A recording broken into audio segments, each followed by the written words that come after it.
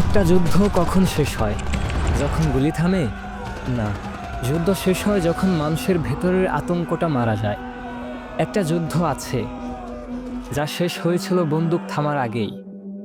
একটা নীরবতা আছে যা পৃথিবীর সবচেয়ে তীব্র চিৎকারেরও বেশি ভয়ঙ্কর। আর সেই নীরবতার নাম আর্মিস্টিস। 11ই নভেম্বর সকাল 11টা। ঘড়ির কাঁটা যখন 3বার একই সংখ্যা ছোঁয়, পৃথিবী তখন প্রথমবার মানুষের কান্না শুনেছিল বন্দুকের শব্দ থেমে যাওয়ার পর। এটা কোনো দিন নয়, কোনো উৎসব নয়, কোনো উদযাপন নয়। এটা একটা বিরতি, একটা শ্বাস। যুদ্ধ পৃথিবীর সেই মুহূর্ত যখন মানুষ প্রথমবার বুঝেছিল peace is louder than war. 1918 সালে সেই সকালটায় হঠাৎ করে মেশিন গান চুপ হয়ে গেল। কাঁটাতারের ওপাশে দাঁড়িয়ে থাকা শত্রুপক্ষও নেমে এলো নীরবতায়। সেদিন মানুষ প্রথমবার বুঝল যুদ্ধের শেষ মানে কারো জয় নয়, কেবল বেঁচে থাকা।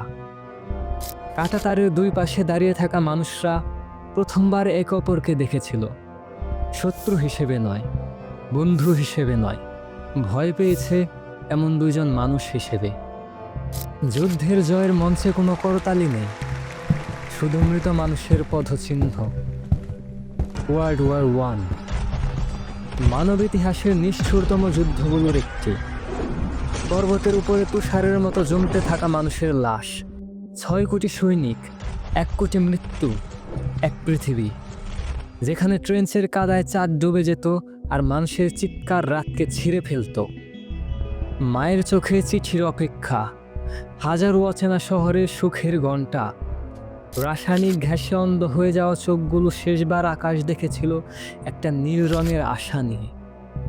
এই ভয়ঙ্কর অন্ধকারের মধ্যে যখন সবাই ভেবেছিল এই পৃথিবীতে আর কোনো সূর্য উঠবে না, তখনই এলো সেই তারিখ 11ই নভেম্বর 1918। সকাল 5টা। ফ্রান্সের ক্যাম্পেইন ফরেস্ট। একটি রেলগাড়ির ভেতরে বসে এলাইট আর জার্মান প্রতিনিধিরা কলমের ডগায় লিখে ফেলল যুদ্ধের শেষ বাক্য। সেই কাগজের প্রতিটা অক্ষর হাজার হাজার মানুষের হৃদস্পন্দনের মতো কেঁপে উঠছিল, কারণ তারা জানত এই দাগ টানা মাত্রই জীবন আর মৃত্যু নিজেদের জায়গা বদলে ফেলবে। সকাল 11টা। চুক্তিটি কার্যকর হলো। ঘড়ির কাঁটা থেমে গেল না, কিন্তু পৃথিবী থেমে গেল।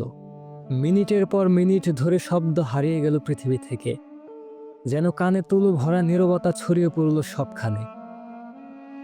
সেদিন শত্রুরা শত্রু ছিল না, মানুষ শুধু মানুষ ছিল। একই রকম ক্লান্ত, একই রকম ক্ষতবিক্ষত, একই রকম বেঁচে থাকা। সৈনিকেরা প্রথমবার তাদের বন্দুক নামিয়ে আকাশের দিকে দেখল। অনেকেই কাঁদল, হাসল, অনেকেই শুধু দাঁড়িয়ে রইল। যুদ্ধের শেষে কোনো বিজয় মেলে না, মেলে শুধু অনুপস্থিতি। যে ছেলেটা প্রতিদিন তার মাকে লিখত, মা আই এম কামিং হোম সুন, সে আর ফিরল না। যে বাবা বাড়ির উঠোনে বসে ছেলের চিঠির অপেক্ষা করতেন, তার জন্য আর কোনো চিঠি এলো না। আর প্রেমিকা অপেক্ষায় রয়ে গেল। এইসব হারানো মানুষের নীরবতা মিলেই গড়ে উঠেছিল আর্মিস্টিস ডে।